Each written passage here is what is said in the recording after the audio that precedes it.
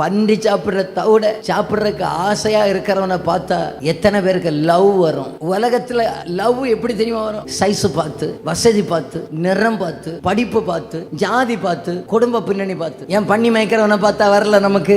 உலகத்தின் அன்புக்கும் என் அப்பனுடைய இரக்கத்துக்கும் பெரிய வித்தியாசங்க. நான் அடிக்கடி நினைப்பேன், மனுஷனுடைய அன்பெல்லாம் எப்படி தெரியுமா? மாயை, இங்க ஒண்ணும் கிடையாது. கலர் பார்த்து, இனம் பார்த்து, நிறம் பார்த்து. ஆனா என் தெய்வமோ, நான் தாயின் வயிற்றுல உருவான எனக்கு நிறம்னு ஒண்ணு உருவாவதற்கு முன்பாக, என் கை எப்படி இருக்கும், கால் இருக்கும், என் மூக்கு எப்படி இருக்கும் எல்லாம் உருவாவதற்கு முன்பாகவே என்னை நேசித்த ஒரு தேவனுடைய இரக்கம்னு ஒண்ணு இருக்கு பாருங்க.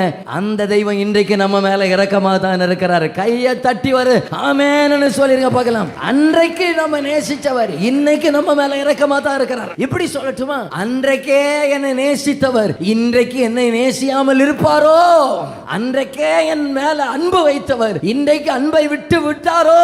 இன்னைக்கு அவன் மேல ஒரு இறக்கம் வருது பாருங்க. ஒரு மனுஷனுக்கு இறக்கம் வரல. வீட்டுல வேலைக்காரன் உண்டு பாருங்க, வேலைக்காரனு கூட அடையாளம் தெரியாது, ஆனா அப்பாவுக்கு அடையாளம் தெரியும். சில நேரத்துல எங்கேயாவது போய் மாட்டிக்கிட்டு, எங்கேயாவது தட்டி முட்டி விழுந்துகிட்டு, ஆட்டி வாங்கிக்கிட்டு, லைட் ஃபியூஸ் ஆகிக்கிட்டு, எங்கேயாவது இட்டி வாங்கிக்கிட்டு, எங்க கடந்தாலும் என்ன யாரும் கண்டுபிடிக்காம இருந்தாலும் என்ன நன்றாக அடையாளம் காண்கிற அது இறக்கம் இருந்தாதாங்க அது வரும். உள்ளுக்குள்ள இறக்கம் இருந்தாதாங்க அடையாளம் காண முடியும். இன்னைக்கும் அப்பா சொல்றாரு, நீ வேலைக்காரன் இல்லப்பா, உன் மேல இறக்கமா தான் இருப்பாப்பா. உன்னை எனக்கு அடையாளம் தெரியும். நீ எங்க இடிப்பட்டு கிடக்கிறன்னு தெரியும், நீ எங்க விழுந்து கிடக்கிறன்னு தெரியும், நீ எங்க அனாதைய போல இருக்கிறன்னு தெரியும், எங்க ஜெயிக்க முடியாம நிற்கிறன்னு தெரியும். ஆனால் அன்பாகவே தான் இருக்கிறேன்.